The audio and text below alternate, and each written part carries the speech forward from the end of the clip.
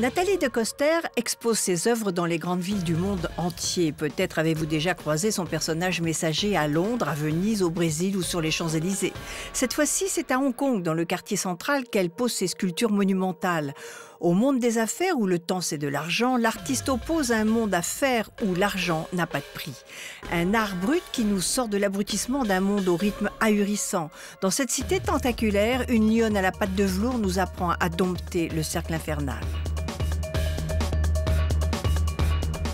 Là, je suis un peu contente de remettre les pieds dans mon atelier.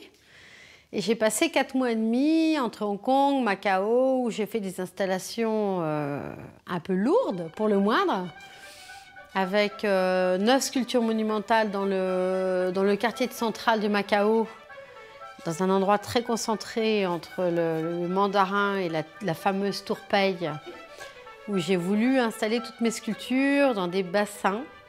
Il y a des tas de petits bassins qui sont dispersés dans ce périmètre. J'ai voulu investir tous ces bassins parce que pour moi, l'eau est quelque chose de très apaisant.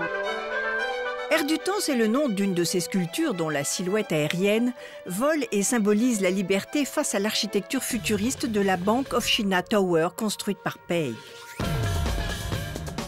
Me voilà partie pour démonter toutes les sculptures, remonter tout ça dans la ville de Macao, donc juste de l'autre côté de la mer, et installer toutes les sculptures qui étaient en dépôt dans le musée d'art moderne de Macao. Les sculptures monumentales de Hong Kong n'auront qu'à traverser la célèbre rivière de Perles pour rejoindre l'exposition monographique de l'artiste à Macao. J'ai besoin aussi d'avoir un échange avec les gens avec qui je fais des projets, d'avoir un échange spirituel, d'avoir un échange intellectuel, de partager un projet. Et quand on a une interface entre les deux, on perd tout ça.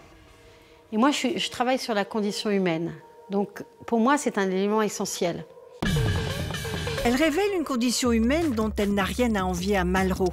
Les angoisses de l'homme moderne sont exprimées avec un humour salutaire et le cercle vicieux du temps devient vertueux à son contact. Victime ou maître du temps, là est la question.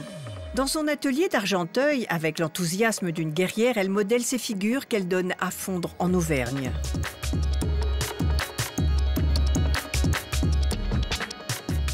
J'ai évolué sur différents aspects. D'ailleurs, ça faisait très très longtemps que je voulais travailler sur l'inox, qui est un matériau qui est très difficile à travailler, qui est très compliqué. Il faut trouver des collaborateurs spécialistes. C'est vraiment un matériau compliqué à travailler et très onéreux par ailleurs. Lorsque je suis allée faire ma monographie au musée de la sculpture à Sao Paulo et qu'ArcelorMittal s'est proposé d'être mon partenaire, j'ai pu avoir les moyens de travailler et en plus dans des dimensions spectaculaires parce que j'ai pu faire cette sculpture de 6 mètres de haut en 3 modules tout en inox. J'ai pu fondre des sculptures en inox parce qu'au Brésil c'est possible, j'ai pas trouvé en France, de fondre des personnages en inox dans des fonderies d'art. En tout cas, j'ai un assistant là-bas qui s'occupe de ça et qui a pu me faire ça. Et donc ça m'a permis de mettre enfin ce rêve à exécution. Les figures géométriques qui accompagnent ces silhouettes symbolisent à la fois la liberté et l'enfermement. Pour que le temps ne se joue pas de nous, il faut savoir en jouer sans chercher à trouver la quadrature du cercle.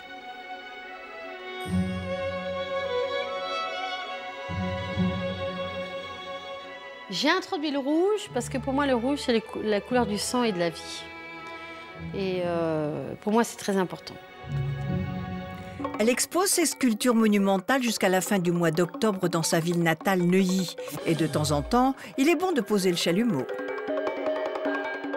La pose, elle est faite justement pour un peu décrocher sur ce que j'ai fait aujourd'hui.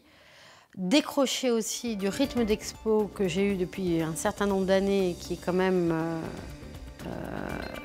qui occupe l'esprit. Et il y a un moment où j'ai un peu envie de me retrouver dans mon atelier à réfléchir. Donc j'ai besoin de me renourrir et puis parfois il faut se remettre en question. Et ça passe par des périodes de vide. Alors ça fait peur, il faut le faire. Donc c'est vous, ce personnage qui est dans ce rond et tout seul? Oui, c'est moi. c'est moi, mais c'est vous aussi. Son monde est à son image, réjouissant, émouvant, puissant.